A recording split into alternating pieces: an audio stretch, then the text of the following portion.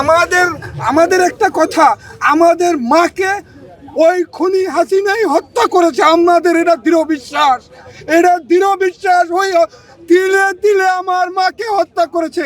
এর বিচার আমরা 100 বার চাই, 100 বার চাই, 1000 বার চাই। এর বিচার হতেই হবে বাংলার মাটিতে। না না, আমার কাছে, হ্যাঁ অনেকের কাছে আমি ফজরের নামাজ পড়ে উঠে আমি শুনতে পারছি নেত্রী, আমি সাথে সাথে এবার কেয়ার হসপিটালে আসছি। এবার কেয়ার হসপিটালে আসলেও শুনতে পারছি যে আমার নেত্রী আর নেই, আমার মা আর নেই আমার মা। সেহেতু আজকের আর আপনাদের কাছে কি বলার আছে, আর কি বলবো? আজকের দেশের কর্ণধার, দেশের যে দেশ পরিচালনা করছে আজকে সে নেই। সেহেতু আজকের তার জন্য আমরা সবাই মন খুলে দোয়া করব আল্লাহ তাআলার কাছে, যে আল্লাহ যেন তারে সর্বোচ্চ ব্যস্ত নসিব দান করে। এছাড়া আর কিছুই বলেন।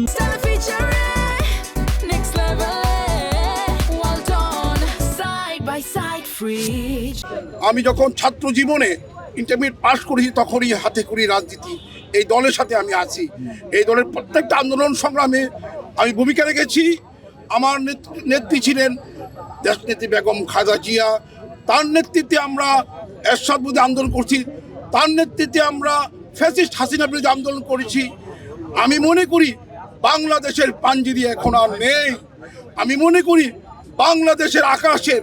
বাংলাদেশের সর্বোত্তর আকাশে যে একটি ছাতা ছিল, আজ ছাতা চলে গিয়েছে।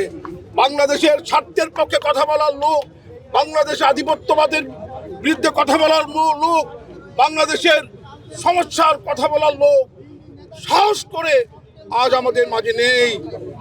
যখন ফজর নামাজ পড়ার পরে দেখলাম যে উনি আর নেই, বুকটা হৃদয় বিদীর্ণ হয়ে গেল, মন খারাপ হয়ে গেল। আমাদের আজকে নেতৃত্বের সংকট। আমি জানি না মহান আল্লাহ রাব্বুল আলামিন বাংলাদেশকে হেফাজত করো, বাংলাদেশের স্বাধীনতা সর্বোচ্চকে হেফাজত করো।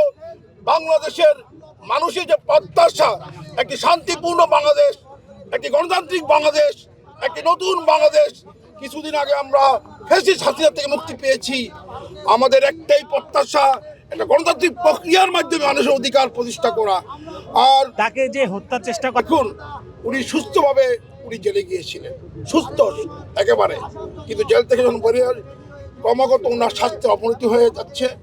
তো এটা সবাই জানেন, এই ফ্যাসিস্ট সরকার, হাসিনা সরকার, তাকে তিলে তিলে, এই প্রতিহিংসাপরায়ণ সরকার তাকে তিলে তিলে নস্বাদ বা পৃথিবী থেকে উঠানোর জন্য দীর্ঘ পরিকল্পনা করেছিলেন।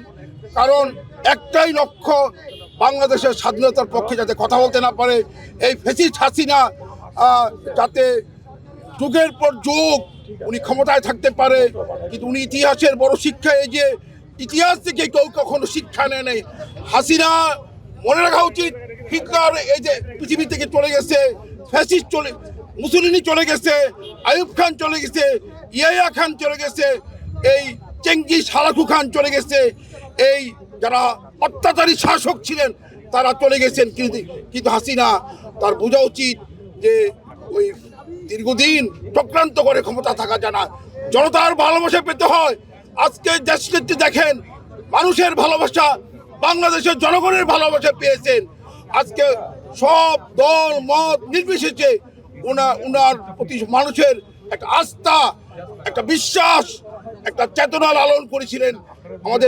আমাদের আস্থার প্রতীক ছিলেন দেশনেত্রী বেগম খালেদা জিয়া।